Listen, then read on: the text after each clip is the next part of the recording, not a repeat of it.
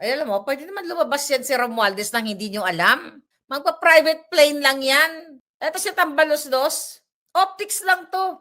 Na kunyari, whole departure. O sige, magre-release tayo Whole departure ka muna, Tambaloslos. Pero pwede ka naman magpagamot sa Singapore. Sumakay ka ng private plane, okay? Ganyan-ganyan. Diba? Dalakuhin tayo ng putang ina. Ikulong mo! Diba? O Bartolinahin mo si Tambaloslos, maniniwala kami. But they're not gonna do that. Pare-pareho silang magkakasabwat ng pamilyang yan, Araneta, Romualdez, Marcos, yung hayop ng pamilyang yan at mga kasabwat nila. Isama mo na lahat. Lahat ng mga kasabwat nila ngayon. Ang dami yun, mahirap isa-isahin. Pero yung mga maletas kongresistas, yan lahat. Pwede yan, etsos-etsos lang yan, kunyari whole departure, pero nakasakay sa private plane. Sabi ni daw ni Tambaloslos, to those who think they can throw me under the bus, to save themselves, this is what I say to you. I am ready to defend my name. Alam mo, maniniwala lang tayo kay Romualdez. Okay, kasi nanaginip ako nung nasa Austria ako.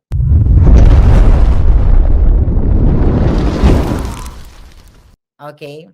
Na nung sa panaginip ko, sinabi sa akin ni Zaldi, may kasama kami doon sa panaginip. Okay? Doon sa panaginip na yon na ito daw si Tambaloslos, naghahanap ng link. Di ba parang nasabi ko na yata to sa inyo? Naghahanap ng link papunta kay Inday Sara. Ang sabi ko naman sa panaginip, link, magkaibigan sila, for sure, meron siyang message, di ba? Na para daw, babaliktad si Romualdez. Ito si Tambaloslos. Babaliktad siya at ibabagsak niya si Lisa Tanas at yung pinsan niya. Maniniwala lang tayo kung maglalabas si Tambaloslos ng mga videos. Kung meron si Zaldico, meron din yan si Tambaloslos. Kung ilalabas na yung mga video, yung mga kinasabwatan ni Sandro Marcos, billion-billion na flood control na ninakaw nila, dun tayo maniniwala na at sasabihin din ni Tambaloslos, okay? Kung ano yung mga ninakaw niya. Kasi nabuhay sa lahat ng pagnanakaw to eh. Doon sa panaginip ko, sinabi ni Zaldico na nung time na yon parang umaasa pa si Zaldico, nakakampi niya si Romualdez. Based doon sa communication, doon sa panaginip ko. Kaya nga ang sabi ko doon sa kasama namin sa panaginip ko, sabi ko, I don't think so. Nababaliktad si Tambaloslos. At for sure, di siya tatanggapin ni Sara Duterte, ni Inday Sara, kahit ano pa. Kasi sinira nila si Inday Sara eh. But, sa tingin nyo, aamin si Tambaloslos, but, maniniwala lang tayo, hindi siya pwede magmalinis dito. Kung sincere siya, na aaminin niya sa taong bayan, na taong bayan, nagkasala ako, nagnakaw ako, isosoli ko na. Pero ang mastermind talaga, itong pinsan kong adik at si Lisa Marcos. Then, may attachment na ebidensya. Doon lang tayo maniniwala. Remember that, sinabi ko ba sa inyo yung panaginip ko? Sa dami kasi ng panaginip ko, ang daming information eh. 'Di ba? So yun, mayroon parang willingness during that time nang nanaginip ako, according to Zaldico, based din sa panaginip ko na si Tambaloslos ay gustong mag-reach out kay Sara. Right?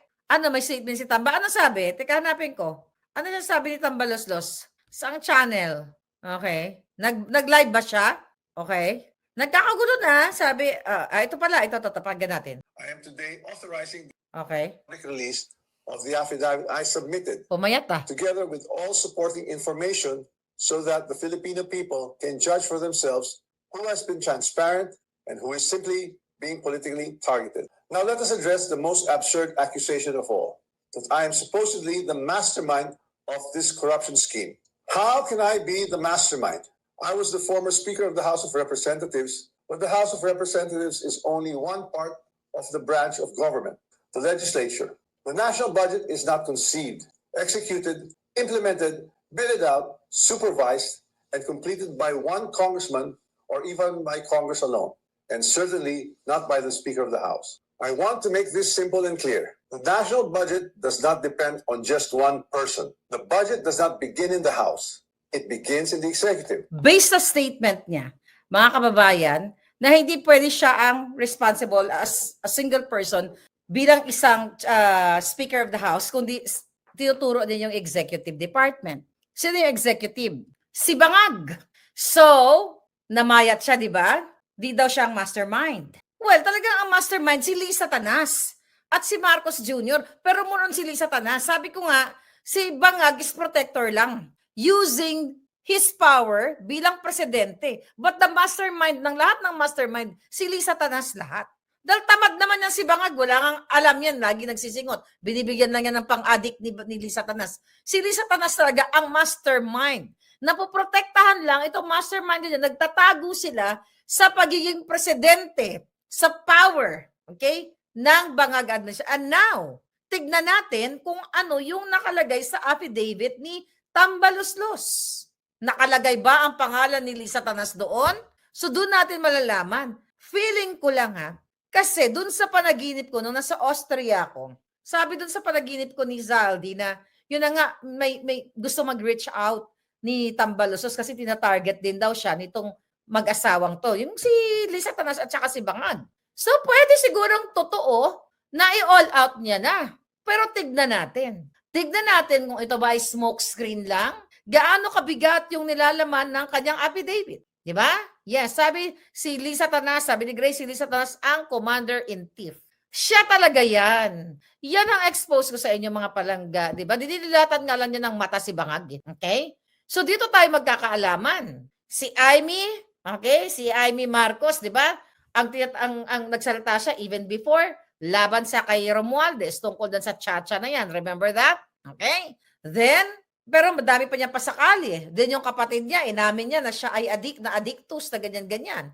Pero hindi pa rin all out si Amy Marcos. Hindi na tayo magtatrust sa Romualdez Araneta Marcos. Pero kasi, tignan natin kung ito ba ay last resort na ni Tambaloslos. Kung ito ba ay totoo. Kaya sabi nga natin, maniniwala lang tayo dun sa bigat ng kanyang affidavit kung may ilalabas siyang mga annexes or mga attachment na si Lisa Tanas, ikipag-orgy, ang bilat niya na may mga sili. Di ba? Kung may mapapakita niya, yung bilat niya, ginasalaksakan ng sili habang nag-orgy, doon lang tayo maniniwala. Tapos yung mga pera, habang nag-orgy sila, ay mali-maletang pera, di ba? Naninakaw nila. Kasi si Zaldi ko umamin na eh. Walang inosente sa kanila. Okay? Pananagutin nila yung batas. Pero dapat, pananagutan na yung batas, dapat ma-target ang mastermind. Which is si Lisa Tanas Marcos. Itong hayop na to, itong pirot na yan, yan ang mastermind. Paulit-ulit ko na sa inyo yan sinabi, yung tingnan mo yung hayop na yan. Tandaan nyo yung mukhang yan. Yan ang araw-araw na nagpapahirap sa bawat Pilipino. Yang demonyong yan ang nagpapahirap sa inyo. Kaya kayong men and women in uniform, forget about that chain of bangag. Protect your family, protect your country, protect the next generation.